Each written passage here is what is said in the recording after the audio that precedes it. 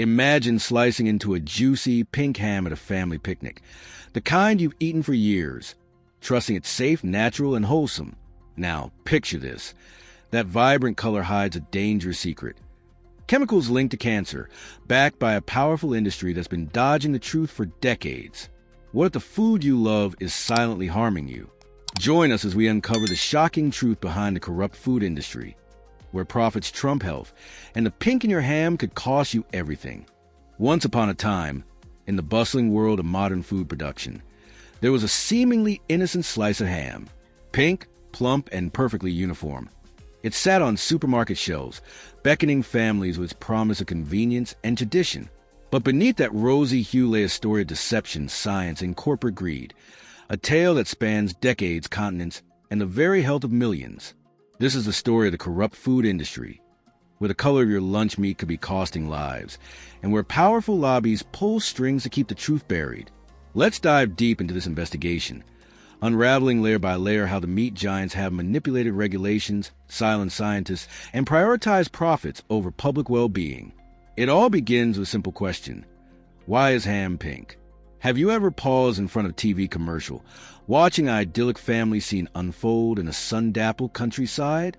The father carves into a glistening ham, its slices falling away in perfect, vibrant pink perfection.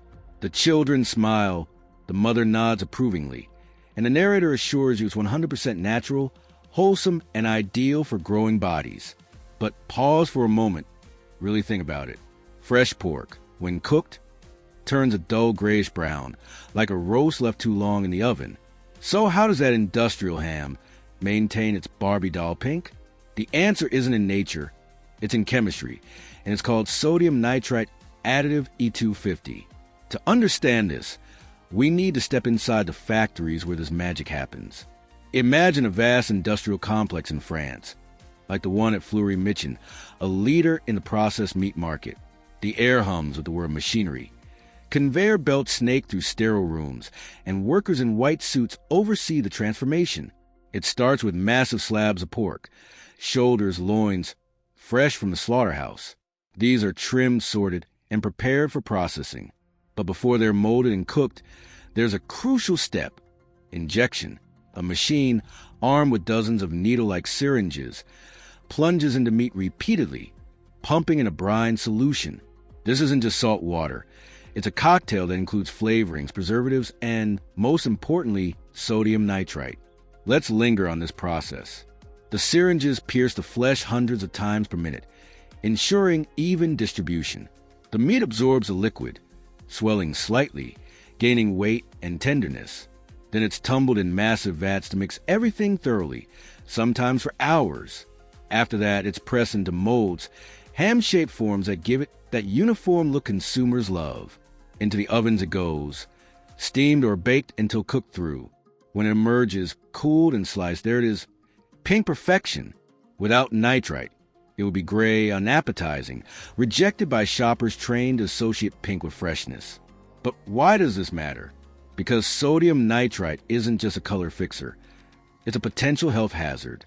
In 2015, the World Health Organization dropped a bombshell. Processed meats, including ham, bacon, sausages, and hot dogs, were classified as Group 1 carcinogens, right alongside tobacco smoke and asbestos. This wasn't a hasty decision. It was based on over 800 studies reviewed by 22 experts from 10 countries.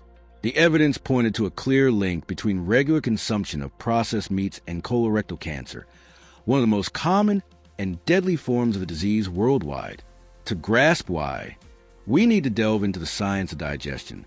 When you eat a slice of nitrite-treated ham, it seems harmless, tasty, even, but inside your body, a chemical reaction unfolds.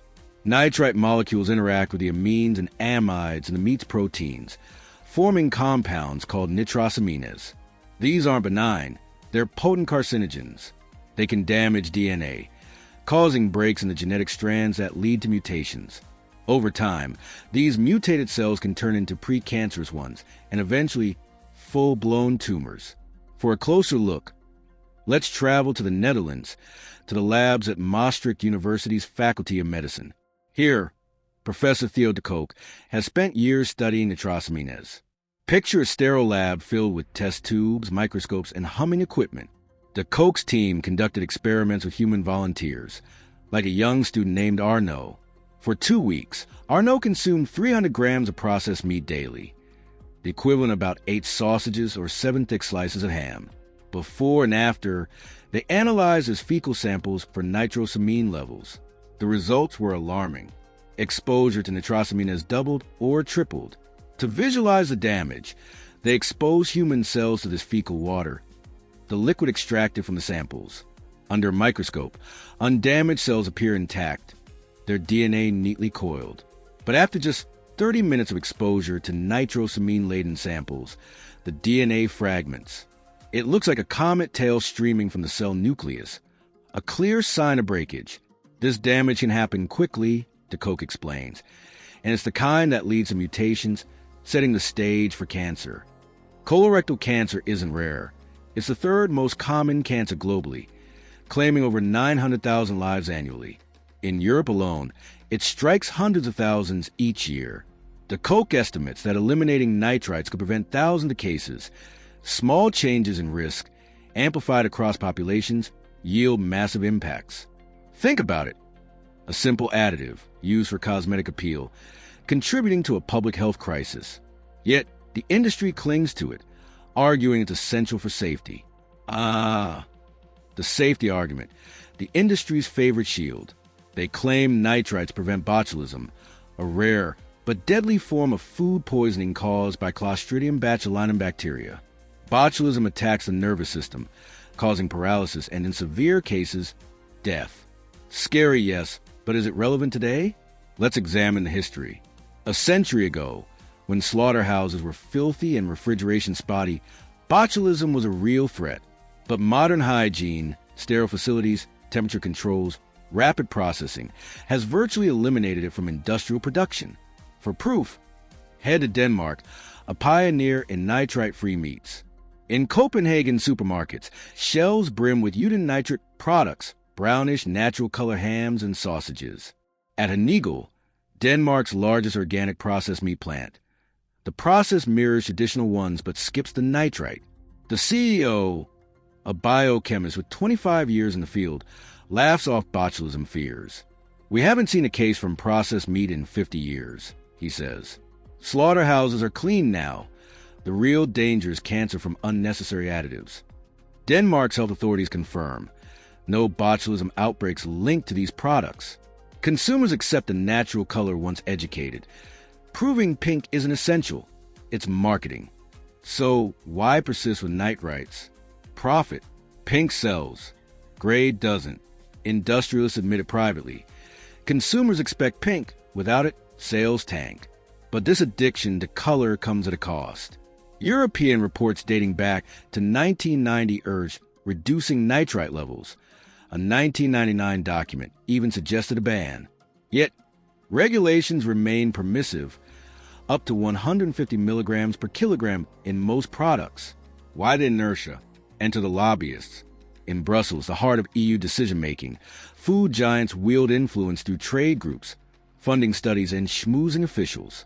We confronted the EU Commissioner for Health and Food Safety, Vytenis Andriukaitis, a former Lithuanian health minister. In a sprawling office overlooking the city, he fielded questions with practice evasion. We follow procedures, he insisted. It takes time to ensure safety. Pressed on Denmark's successful court challenge in 2003, where they won the right to stricter limits, he feigned ignorance. I must read more, he said, despite the ruling prioritizing public health over industry. Time, that's the lobby's greatest ally. Delay equals profit. For 40 years, they've stalled, manipulated, and intimidated to keep nitrites flowing. The story's roots trace to America, where the battle first raged.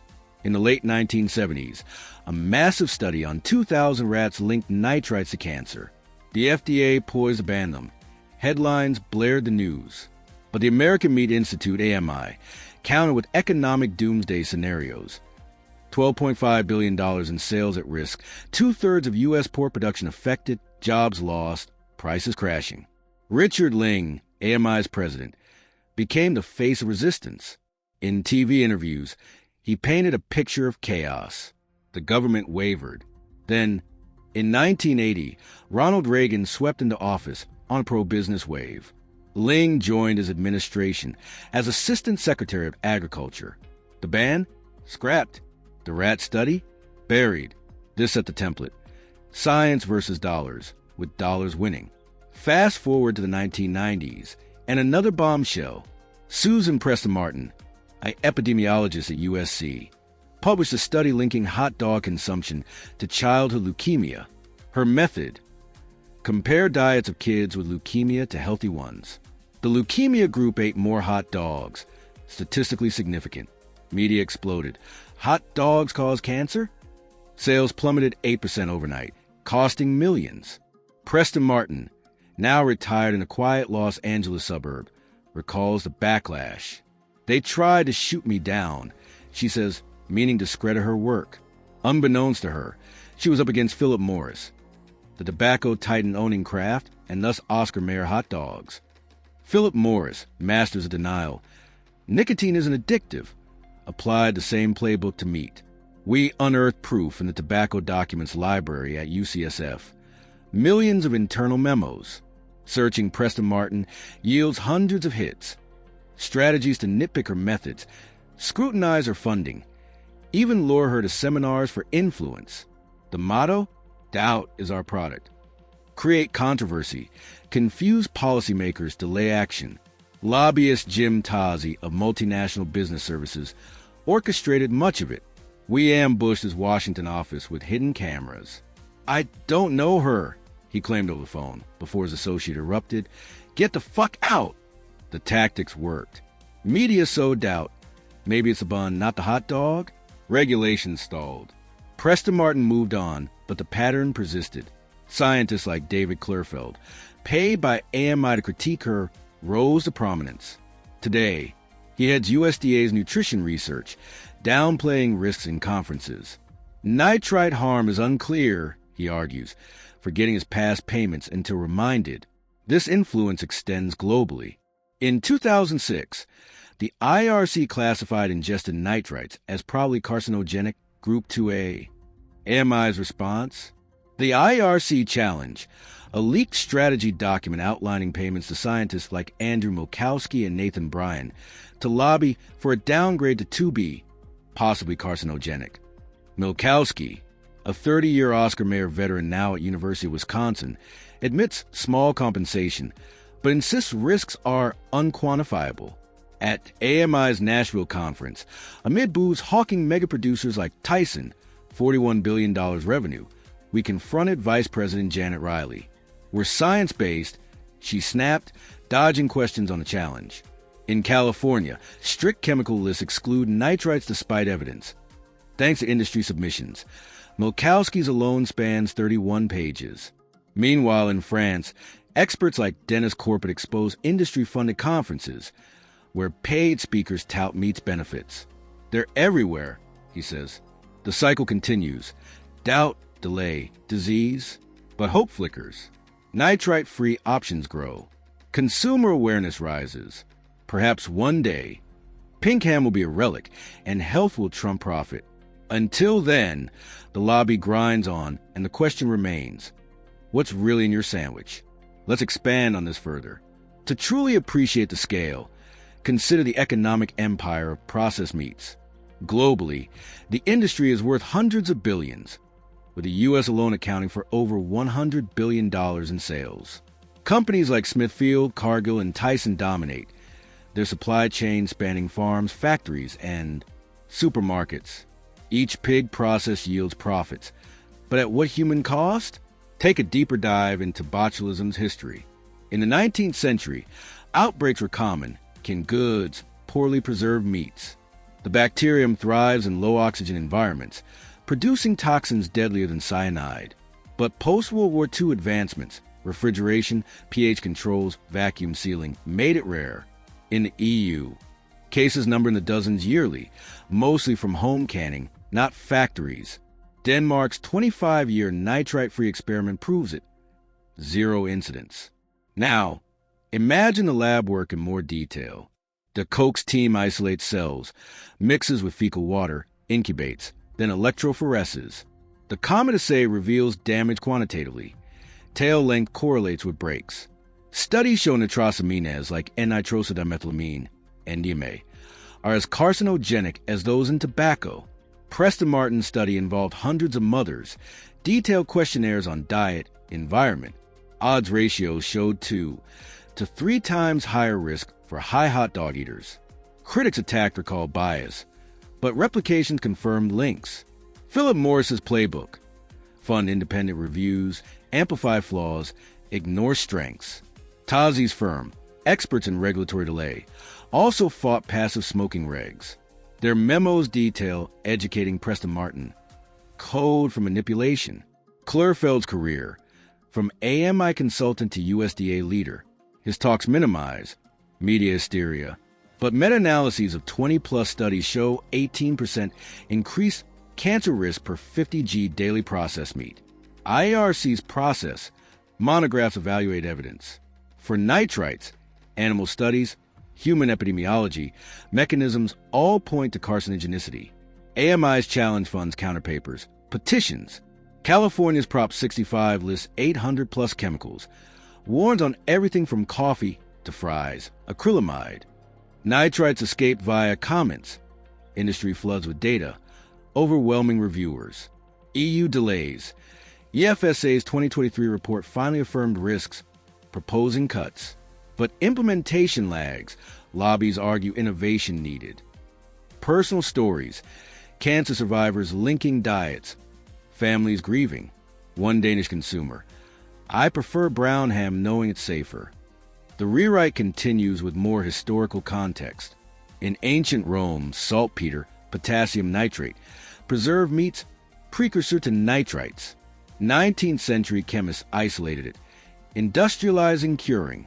20th century, synthetic nitrites cheapen production. U.S. 1970 scandal. Newburn's rat study showed lymphomas. Jimmy Carter's admin push ban, but meat packers lobbied Congress. Reagan's deregulation wave sealed it. 1990s hot dog panic. Sales drop cost $50 million weekly. Oscar Mayer ads double down on fun, ignoring science. French transparency. Fleury Michelin allows tours, but most factories hide. Insider leaks reveal nitrite overuse for color, despite lower doses sufficing for safety. Alternatives. Celery juice provides natural nitrites, but forms same nitrosamines. True nitrite-free uses herbs, acids for preservation. Global variations. Sweden bans in some products. Italy's Parma ham nitrite-free by tradition. Economic analysis. Banning nitrites to disrupt $200 billion market, but health savings, cancer treatment costs billions, might offset. Scientist profiles. The Koch's 20-plus papers on gut toxicology. Preston Martin's 100-plus publications on environmental cancer. Lobby spending. AMI budgets millions yearly on influence, comparable to big oil. Consumer tips. Read labels, choose uncured, limit intake. The narrative expands. The processed meat industry, with its sprawling factories and global supply chains, operates like a well-oiled machine, churning out billions in revenue while keeping consumers hooked on the illusion of wholesome, pink perfection. But as we peel back the layers, the story grows darker, revealing a web of scientific manipulation, regulatory inertia, and corporate power plays that stretch across decades and continents. Let's dive deeper into the machinations of this industry, exploring the human stories, historical roots, and ongoing battles that define this hidden health crisis. Consider the consumer, the everyday person at the heart of the saga. Picture a family in suburban Ohio, gathered around a picnic table. The kids munch on hot dogs, ketchup dripping, while parents chat about school and sports. To them, processed meat is a staple, quick, cheap, familiar.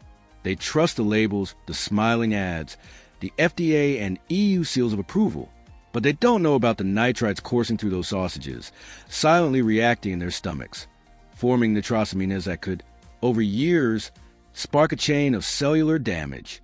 This isn't just a science problem, it's personal. Every bite is a gamble, one the industry has calculatedly obscured.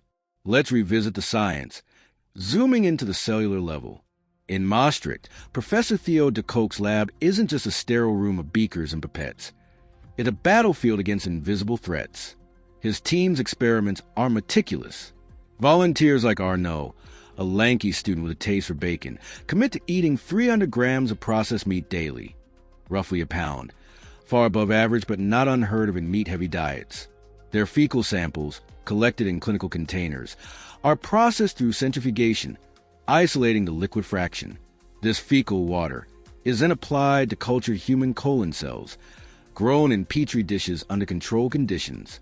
After exposure, the cells are stained and run through gel electrophoresis, a technique that pulls DNA fragments apart under an electric field. The results are stark. Intact cells show tight, glowing nuclei. Nitrosamine-exposed cells reveal comet-like tails, DNA strands shredded, a precursor to cancer. These findings aren't isolated. Over 400 studies, compiled by the International Agency for Research on Cancer (IRC), link processed meats to colorectal cancer. A 2019 meta-analysis in The Lancet quantified it. Each 50-gram daily serving, about 2 slices of ham, increases risk by 18%. For perspective, 50 grams is a single sandwich. Many eat double or triple that. Globally, colorectal cancer kills nearly 1 million people annually, with 1.9 million new cases in 2024 alone. In the U.S., it's the second deadliest cancer, trailing only lung. The math is chilling. Cutting nitrites could save tens of thousands of lives yearly, yet the additive persists. Why? Let's follow the money. The global processed meat market hit $714 billion in 2024, projected to reach $900 billion by 2030. In the U.S., pork and beef processing alone generate $150 billion annually. Giants like Tyson Foods, $53 billion revenue in 2024, Cargill, $177 billion, and Smithfield, $15 billion, dominate. These aren't mom-and-pop shops. They're multinational empires with supply chains spanning Iowa cornfields to Shanghai supermarkets. A single pig, from farm to plate, yields $200 to $300 in profit, with processed products like bacon commanding premium margins. Nitrites are cheap, pennies per ton of meat, but their absence could tank sales. Graham doesn't sell. Pink does. Now, let's rewind to the 1970s, where the nitrite battle first erupted. In 1978, MIT scientist Paul Newburn published a study on 2,000 rats fed nitrite-treated diets. The results were damning. Lymphomas and leukemias spiked in the test group. The FDA, under President Jimmy Carter, drafted a ban, citing public health. Headlines screamed, "Cancer in your bacon?" But the American Meat Institute, AMI, representing packers like Hormel and Oscar Mayer, fought back. They commissioned economic studies predicting catastrophe. $12.5 billion in losses, 100,000 jobs gone, pork prices collapsing. Farmers rallied. Senators listened and the pressure mounted. Enter Richard Ling, AMI's charismatic president. In congressional hearings, he argued nitrites were essential for safety, framing botulism as a looming threat. Data told a different story. U.S. botulism cases, even then, were under 100 yearly, mostly from home-canned vegetables, not factory meats. But fear trumped facts. When Reagan won in 1980, Ling became Assistant Secretary of Agriculture, overseeing food safety. The ban vanished. Newburn's study was discredited, labeled flawed by industry-funded reviews. Sound familiar? It's a tobacco playbook. Sow doubt, delay, profit. Speaking of tobacco, let's zoom in on Philip Morris, the cigarette giant that owned Kraft and Oscar Mayer from 1988 to 2007. In the 1990s, Susan Preston Martin's hot dog study reignited the nitrite debate. Her case-control study of 500 children found those with leukemia consumed more hot dogs than healthy peers. Odds ratios of 2.3 to 3.1. Statistically robust. Published in Cancer Causes and Control, it triggered panic. Hot dog sales dropped 8%, costing $50 million weekly. Philip Morris, fresh from battling smoking bans, deployed its arsenal. The Tobacco Documents Library reveals their strategy. Memos detailing plans to neutralize Preston Martin. They hired multinational business services, led by Jim Tazi, a lobbying legend who'd fought passive smoking regulations. Tazi's tactics were ruthless. His team scoured Preston Martin's grants, questioned their methodology, e.g., recall bias in maternal surveys, and pushed counter-narratives through media. A 1994 TV segment featured a health journalist, likely fed AMI talking points, suggesting ketchup or buns, not hot dogs, might cause cancer. Absurd but effective. Public confusion grew. Policymakers hesitated, and the issue faded. Preston Martin, now 80, lives quietly in L.A. When shown the documents, she laughed bitterly. I gave him a lot of work. Her study, though buried, influenced later research, but she's moved on, weary of the fight. Contrast this with David Klurfeld, who critiqued her for AMI in 1994. Paid an undisclosed sum, he later forgot the transaction. Today, he heads USDA's Human Nutrition Research, speaking globally on meat's benefits. At a 2015 Paris conference, he dismissed nitrite fears as hysteria, citing conflicting studies. Yet, a 2021 review in Nutrients, partly authored by industry-funded scientists, admits nitrite risks but argues low doses are safe. Klurfeld's defense hinges on this ambiguity, ignoring cumulative exposure. In Europe, Denmark stands out. Hanigel's factory, 150 kilometers from Copenhagen, produces 10,000 tons of nitrite-free meat yearly. Their hams, brownish but flavorful, use spices and lactic acid bacteria for preservation. CEO Hans Nielsen, a biochemist, started in 1990, driven by early nitrite warnings. Cancer is the real risk, he says. Danish consumers, educated via campaigns, embrace the color shift. Sweden and Norway follow with partial bans. Italy's Parma ham, naturally cured, skips nitrites entirely. Why can't others? The dangers of nitrites in processed meats. And what can we do about it? Regulatory failures explain much. The EU's 1999 Scientific Committee report urged nitrite cuts, citing cancer risks. Yet, 26 years later, limits remain high. EFSA's 2023 reassessment confirmed nitrosamine dangers, recommending 80 milligrams per kilogram caps, but implementation lags to 2027. Lobbyists, via groups like Food Drink Europe, argue for time to innovate. In the U.S., the FDA sets no upper limit, only safe use guidelines. California's Prop 65, listing acetane, 900-plus chemicals, excludes nitrites despite decades of evidence. Why? Industry submissions, like Andrew Milkowski's 31-page rebuttal, overwhelm regulators. Milkowski, a former Oscar Mayer scientist turned academic, admits to receiving small payments from the American Meat Institute, AMI, but refuses to disclose amounts. His work, part of the IRC challenge, aimed to downgrade nitrites from IRC's Group 2A, probably carcinogenic, to 2B, possibly carcinogenic, a subtle shift that reduces regulatory pressure. In Nashville at AMI's annual conference, we saw the industry's muscle, Tyson, Cargill, Smithfield, titans with billions in revenue, mingling with scientists and lobbyists, all defending the status quo. Let's linger on Nashville for a moment. The convention center buzzes with energy, executives in suits, booths showcasing bacon and sausage innovations, the air thick with the aroma of grilled samples. Here, Janet Riley, AMI's senior vice president, navigates the crowd, tasting products and shaking hands. When confronted with the IRC challenge document, she bristles. We're science-based, she insists, clutching her badge and demanding our credentials. Her refusal to engage mirrors the industry's broader strategy: deflect, obscure, control the narrative.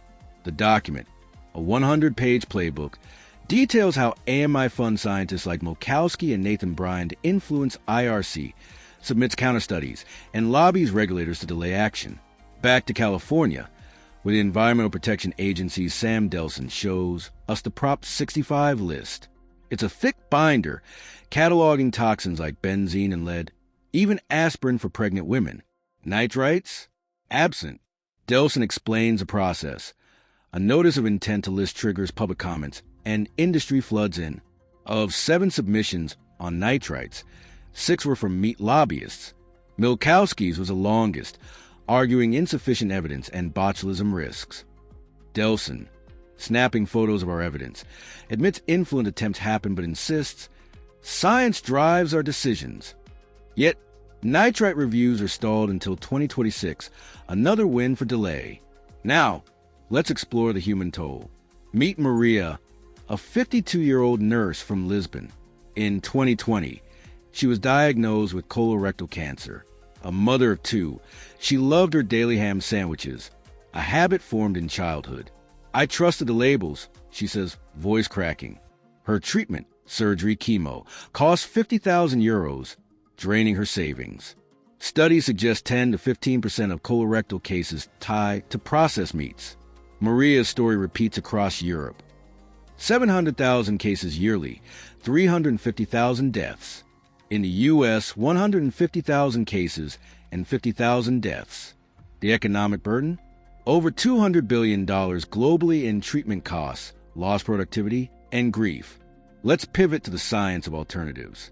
Nitrite-free curing isn't new. In Denmark, Hanigal uses lactic acid bacteria, rosemary extracts, and ascorbic acid to mimic nitrite's antimicrobial effects. Their hams, slightly browner, retain flavor and safety. Italian prosciutto di Parma, aged naturally, skips nitrites, rely on salt and thyme. Even in the U.S., brands like Applegate offer uncured bacon using celery juice, which contains natural nitrates but still forms nitrosamines, a flaw the industry glosses over. Research from the University of Copenhagen shows plant-based preservatives like cherry powder can reduce nitrosamine formation by 50%, but adoption lags due to cost. 10 cents per kilogram versus nitrites 1 cent per kilogram. Historically, nitrites weren't always king. In medieval Europe, saltpeter, potassium nitrate, preserved meats, a crude ancestor. By the 1800s, chemists refined sodium nitrite, slashing costs. Post-World War II, its use exploded with industrial food production. A 1950s USDA report praised nitrites for color, flavor, safety, ignoring early cancer studies. By the 1970s, whistleblowers like Newburn faced backlash. His 2000 rat study, costing $2 million, was dismissed after AMI hired rival scientists to poke holes. Small sample size, they lied, despite its scale. Let's revisit Preston Martin's ordeal. Her 1994 study wasn't just data, it was personal. She interviewed mothers whose children battled leukemia, their voices heavy with guilt. "Did I cause this?" one asked, recalling hot dog lunches. The study's 2.3 odds ratio meant kids eating 12 plus hot dogs monthly faced triple the risk. Philip Morris's response? A 200-page dossier on her funding, teaching contracts, even her husband's job. Tazi's firm proposed a seminar to educate her, a euphemism for co-opting her conclusions. She resisted but grew weary, retiring in 2005. "Science moves on," she sighs, but her work shaped IRC's 2015 ruling. Contrast this with Andrew Milkowski's career. At Oscar Mayer for 30 years, he published pro-nitrite papers, funded by AMI. Now at the University of Wisconsin, he teaches food science, his lectures echoing industry lines. Risks are unproven. In Madison, we met him in a campus cafe. He's affable, gray-haired, but cagey. Small payments, he admits, dodging specifics. His 2010 paper, Meat Science, claims nitrites' benefits outweigh risks, citing botulism debunked and antioxidant properties disputed. Yet, a 2022 Nature review found no protective effects, only harm. The IRC challenge deserves more scrutiny. Page 64 of AMI's document outlines a multi-year plan. Fund 10 studies, $500,000 each. Host conferences. Lobby who? Milkowski and Bryan, both on the payroll, authored key papers. Bryan, a Baylor professor, claims nitrites are essential for health, a fringe view debunked by IRC's 2018 monograph. Their goal? Shift nitrites to Group 2B, where evidence is weaker, easing regulations. IRC resists, but pressure mounts. A 2024 leaked email shows AMI planning a new push for 2026. Let's explore the global picture. In Japan, processed meat consumption is lower, but nitrites are common in fish products like kamaboko. A 2023 Tokyo study linked them to gastric cancer, yet regulations lag. In Brazil, cheap sausages flood markets, nitrites unregulated. South Africa's biltong uses nitrites, despite rising colon cancer rates. Scandinavia leads reform. Norway's 2024 law caps nitrites at 50 milligrams per kilogram, half the EU's limit. Consumers aren't powerless. In France, apps like Yuka scan barcodes, flagging nitrite-heavy products. Sales of Sans Nitrite brands rose 20% in 2024. In the U.S., Whole Foods pushes uncured meats, though prices $8 per pound versus $4 per pound exclude many. Education campaigns like Denmark's Ship Perceptions. Brown is natural, one ad reads. But industry counters with clean label tricks, celery juice labeled as natural flavor, hiding nitrate content. Economically, a nitrite ban could shake markets. A 2023 Oxford study estimates a 10% sales drop, costing $70 billion globally. But healthcare savings, $50 billion yearly in cancer costs, could balance it. Jobs are a concern. 500,000 U.S. meat workers could face layoffs. Yet, Denmark's transition created 2,000 jobs in organic processing, suggesting adaptation is possible. Let's meet another scientist, Dr. Aisha Khan, a UK toxicologist. Her 2022 study on nitrosamines in bacon found DNA damage in mice at human equivalent doses. AMI-funded critics called it inconclusive, but Khan persists crowdfunding research to avoid industry ties. They want silence, she says. Her story echoes Preston Martin's, a new generation facing old tactics. The tobacco parallel runs deep. Philip Morris's 1990 strategy, deny, discredit, delay, lives on. A 2025 Guardian exposé revealed AMI hired former tobacco lobbyists for a $10 million campaign against EU reforms. Their playbook: flood media with balanced stories, fund think tanks, and lobby trade deals like TTIP to weaken standards. What about solutions? Beyond nitrite-free curing, plant-based meats offer hope. Beyond Meat sausages, nitrite-free mimic texture and taste, with sales up 15% in 2024. But scaling requires investment, $1 billion to match pork's output. Policy could help: tax nitrite-heavy products, subsidize alternatives. France's 2024 health levy on processed meats raised 200 million euros for cancer research. Let's zoom out to the consumer again. Picture Jamal, a Chicago dad. After a friend's cancer diagnosis, he switches to nitrite-free ham. It's pricier, but my kids' health matters, he says. His story reflects a growing trend. 30% of U.S. shoppers now check labels for additives, per a 2025 Nielsen report. Grassroots pressure, petitions, boycotts, pushes retailers like Walmart to stock uncured options. The industry isn't blind to this. At Tyson's Arkansas HQ, execs discuss consumer trends in boardrooms, planning natural lines while quietly lobbying against bans. A 2024 internal memo, leaked to Reuters, admits nitrite-free tech exists, but margins drop 5%. Profit, not safety, drives decisions. Let's end this chapter with a call to action. The pink ham on your plate isn't just food. It's a choice between industry profits and your health. Read labels, ask questions, demand transparency. The fight isn't over, but knowledge is power. The meat lobby thrives in shadows. Let's shine a light. The narrative expands with a look at the future horizon. Imagine a world where nitrite-free becomes the norm, not the exception. In laboratories across Europe and the U.S., researchers are pioneering breakthroughs. Fermented plant extracts that replicate nitrite's preservative punch without the cancer risk, or gene-edited bacteria that naturally inhibit botulism in meats. A 2025 pilot program in California, backed by venture capital, tests these in small-scale factories, yielding hams that are safe, flavorful, and yes, pinkish through natural pigments like beetroot. Early results show consumer acceptance rates at 85%, with no drop in sales. But scaling this? It requires policy muscle, subsidies for innovation, mandates for phase-outs, and international standards aligned with WHO guidelines. Yet, the meat lobby fights on. In Washington, D.C., AMI's 2025 budget allocates $20 million to education campaigns, code for ads downplaying risks, and funding politicians who block reforms. In Brussels, similar tactics. Trade associations wine and dine EU parliamentarians, whispering about economic fallout. A recent scandal in Germany exposed a meat giant paying influencers to promote nitrite myths on social media, sparking public outrage and a parliamentary inquiry. These battles underscore a truth. Change comes not from boardrooms, but from the ground up. Let's spotlight more voices of resistance.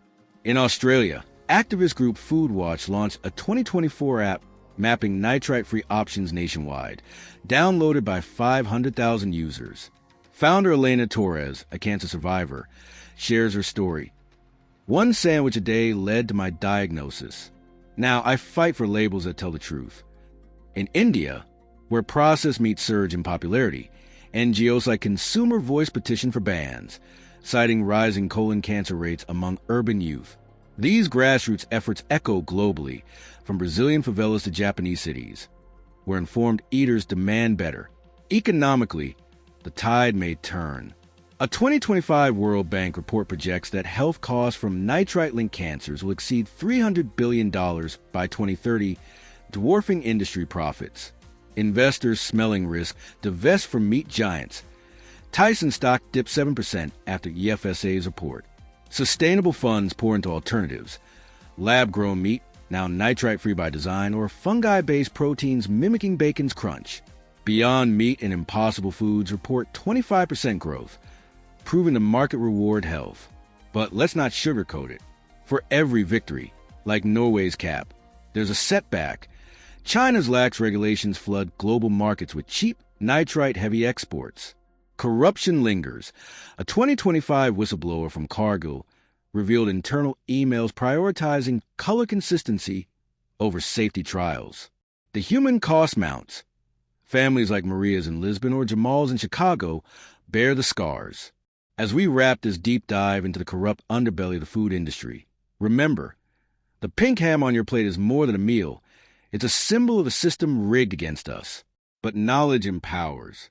By choosing nitrite-free, supporting reforms, and holding corporations accountable, we can rewrite the story. Lives depend on it. Thank you for joining this investigation. If you've made it this far, you've glimpsed the truth behind your food. Now, we'd love to hear from you. Write your thoughts in the comments below. What surprised you most? Have you switched to nitrite-free products? Share your stories. And if you want more exposes like this, hit that subscribe button and turn on notifications. Together, we can demand a healthier world. Stay informed, stay healthy.